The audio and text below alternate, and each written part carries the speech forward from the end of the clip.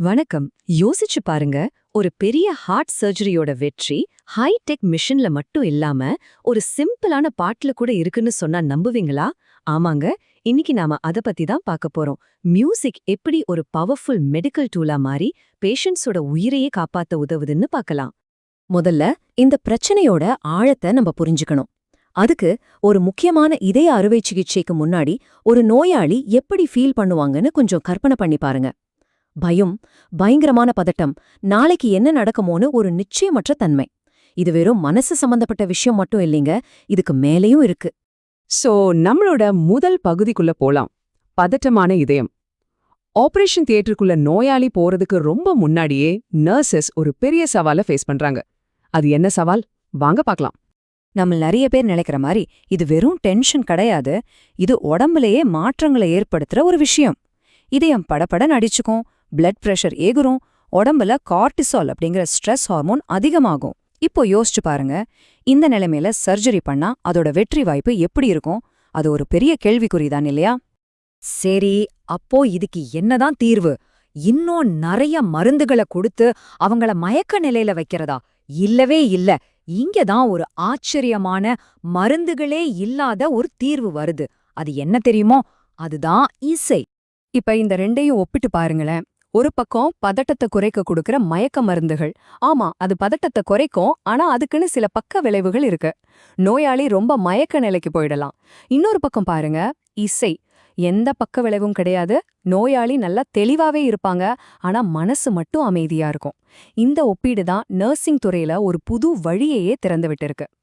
Okay, சும்மா பாட்டு கேட்டா மட்டும் எப்படிங்க இவ்ளோ பெரிய மாற்றம் வரும்னு நீங்க கேட்கலாம். இது ஏதோ மேஜிக் மாதிரி தோணலாம், ஆனா இதுக்கு பின்னாடி ஒரு பக்காவான அறிவியல் இருக்கு. அதைத்தான் நாம இப்ப பார்க்க போறோம். இங்க பாருங்க, இசை சிகிச்சை எப்படி வேலை செய்யுதுன்னா, முதல்ல அது நம்ம நரம்பு மண்டலத்தோட ஒரு பகுதியான பாராசிம்பத்தட்டிக் சிஸ்டத்தை ஆக்டிவேட் பண்ணுது. சிம்பிளா சொல்லணும்னா, நம்ம உடம்போட ஃபைட் ஆர் ஃப்ளைட் மோட், அதாவது சண்டை போடு இல்ல ஓடிடு அப்படிங்கிற அந்த அவசரகால அலாரத்தை ஆஃப் பண்ணி ரெஸ்ட் அண்ட் ரிலாக்ஸ் மோடுக்கு மாத்துது. இதனால பிளட் பிரஷர் குறையுது, இதய துடுப்பு ஸ்டேபிள் ஆகுது, உடம்பு கொஞ்சம் கொஞ்சமா அமைதியான நிலைக்கு வருது. இன்னொரு முக்கியமான தியரி இருக்கு, அதுக்கு பேரு கேட் கண்ட்ரோல் தியரி. இது என்ன சொல்லுதுன்னா, இசை நம்ம மூளைக்கு ஒரு கவனச்சிதறல் மாதிரி வேலை செய்யுது. அதாவது நம்ம காதுல நல்ல இசை கேட்கும்போது மூளை அதுல கவனம் செலுத்த ஆரம்பிச்சிரும். அப்போ பயம், பதட்டோன்னு தேவையில்லாத எண்ணங்கள் உள்ள வரதுக்கான கேட் அது திறம்பட மூடிடுது. ஹாஸ்பிட்டல்ல கேக்குற அந்த பயமுறுத்துற சத்தமெல்லாம் நம்ம காதுக்குள்ள போகாது. சரி, தியரியெல்லாம் கேட்க நல்லாத்தான் இருக்கு, ஆனா இது நிஜமாவே வேலை செய்தா, இதுக்கு ஆதாரம் இருக்கா நீங்க கேட்கலாம். வாங்க தியரியிலிருந்து ஆதாரத்துக்கு போவோம். இது எப்படி ஒரு நல்ல ஐடியாவா இருந்து இன்னைக்கு ஒரு நிரூபிக்கப்பட்ட மருத்துவ முறையா மாறுச்சுன்னு பார்க்கலாம். இது உண்மையிலேயே வேலை செய்யுதுன்னு நர்சஸ் எப்படி நிரூபிக்கிறாங்க? இங்கதான் நர்சிங் ரிசர்ச் அப்படிங்கிற விஷயம் உள்ள வருது. ஏதோ நம்பிக்கையின் அடிப்படையில இல்லாம அறிவியல் பூர்வமா இதை எப்படி நிரூபிக்கிறாங்கன்னு நாம புரிஞ்சுக்கலாம். ஒரு ரிசர்ச் பண்ணும்போது முதல்ல அவங்க ஒரு விஷயத்த அறிமுகப்படுத்துவாங்க அல்லது மாத்தி பாப்பாங்க.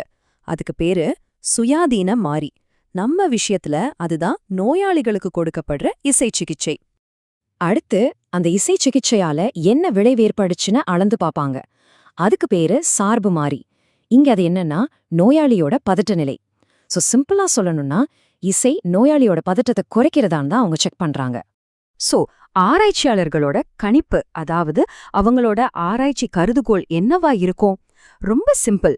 இசை சிகிச்சை எடுத்துக்கிட்ட நோயாளிகளுக்கு எடுத்துக்காதவங்களை விட பதட்டம் கம்மியா இருக்கும் அப்படிங்கிறது தான். ஆனா அவங்க இத நேரடியா நிரூபிக்க மாட்டாங்க. இங்கதான் ஒரு ட்விஸ்டே இருக்கு. அவங்க என்ன பண்ணுவாங்கன்னா, பூஜ்ய கருதுகோள் அப்படின்னு ஒன்று எடுத்துப்பாங்க. அதாவது இசை சிகிச்சை கொடுத்தாலும் கொடுக்கலனாலும் நோயாளியோட பதட்டத்துல எந்த வித்தியாசமும் இருக்காது அப்படிங்கிற ஒரு நெகட்டிவ் ஸ்டேட்மெண்ட் எடுத்துப்பாங்க. இப்போ அவங்களோட முழு வேலையுமே இந்த ஸ்டேட்மெண்ட் தப்புன்னு நிரூபிக்கிறது தான். இசையால எந்த பயனும் இல்லைங்கிறத அவங்க தப்புன்னு நிரூபிச்சிட்டாலே இசையால பயன் இருக்குங்கிறது ஆட்டோமேட்டிக்கா நிரூபிக்கப்பட்டுடும் இல்லையா? இதுதான் ரிசர்ச்ல அவங்க பயன்படுத்துற ஒரு புத்திசாலித்தனமான வழி. இப்போ நமக்கு ஆதாரம் கிடைச்சிருச்சு, இசை வேலை செய்யுதுன்னு தெரிஞ்சிடுச்சு. அடுத்த முக்கியமான கேள்வி, ஒரு செவிலியர் இதை எப்படி ஒரு நோயாளியிடம் நடைமுறைப்படுத்துவார்? வாங்க ஒரு செவிலியரின் மருத்துவ கருவி பெட்டியில இது எப்படி பயன்படுதுன்னு பார்க்கலாம். இது சும்மா ஏதோ ஒரு ரிலாக்ஸேஷன் மியூசிக்க ப்ளே பண்றது மட்டும் கிடையாது. இது ஒரு முறையான சிகிச்சை. இதுக்கு 3 முக்கியமான படிகள் இருக்கு. முதல்ல மதிப்பீடு, அதாவது நோயாளிக்கு என்ன மாதிரியான பாட்டு பிடிக்கும்னு கேட்டு தெரிஞ்சுக்கிறது. ரெண்டாவது சூழல். வெளியில இருந்து எந்த சத்தமும் வராதபடி இரைச்சலை தடுக்கும் ஹெட்போன்ஸ் யூஸ் பண்ணி அவங்களுக்குன்னு ஒரு அமைதியான உலகத்தை உருவாக்கி கொடுக்கறது. மூணாவது மதிப்பீடு. இந்த சிகிச்சைக்கு அப்புறம் அவங்களோட பதட்டம் எந்த அளவுக்கு குறைஞ்சிருக்குன்னு ஒரு தரப்படுத்தப்பட்ட அளவை வச்சு அளவிடுறது. பாத்தீங்களா, ஒவ்வொரு ஸ்டெப்பும் எவ்ளோ முக்கியம்னு. இந்த இசை சிகிச்சையோட முக்கிய நன்மைகளை இங்க பாருங்க.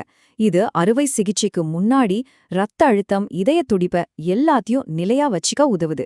உடம்புல இருக்கிற மன அழுத்த ஹார்மோனான கார்டிசால குறைக்குது. மத்த மயக்க மருந்துகளோட ஒப்பிடும்போது இதுக்கு செலவும் ரொம்ப ரொம்ப குறைவு. எல்லாத்துக்கும் மேல அந்த இக்கட்டான சூழல்ல நோயாளிக்கு தான் கையில ஒரு கட்டுப்பாடு இருக்குங்கிற ஒரு உணர்வை கொடுக்குது. இது ரொம்பவே முக்கியமான ஒரு விஷயம். சோ நம்ம கடைசியா புரிஞ்சுக்க வேண்டிய விஷயம் என்னன்னா, இசை சிகிச்சைங்கிறது வெறும் பின்னணியில ஓடுற ஒரு பாட்டு கிடையாது. அது ஒரு முக்கியமான மருத்துவ கருவி. செவலையர்கள் கையில இருக்கிற ஒரு சக்தி வாய்ந்த கருவி. இது நோயை மட்டும் குணப்படுத்தாம நோயாளிங்கிற ஒரு முழு மனுஷனையும் குணப்படுத்த உதவுது. இது நம்ம எல்லாரையும் ஒரு முக்கியமான கேள்வியோட விட்டுட்டு போகுது. இந்த உயர் தொழில்நுட்ப மருத்துவ உலகத்துல டெக்னாலஜி வளர்ந்துகிட்டே போற இந்த நேரத்துல இசை மாதிரி ரொம்ப சிம்பிளான ஆனா மனித தன்மையோட ஒன்றிப்போன விஷயங்கள் நோயாளிகளோட வாழ்க்கையில எவ்ளோ பெரிய மாற்றத்தை ஏற்படுத்த முடியும் யோசிச்சு பாருங்க.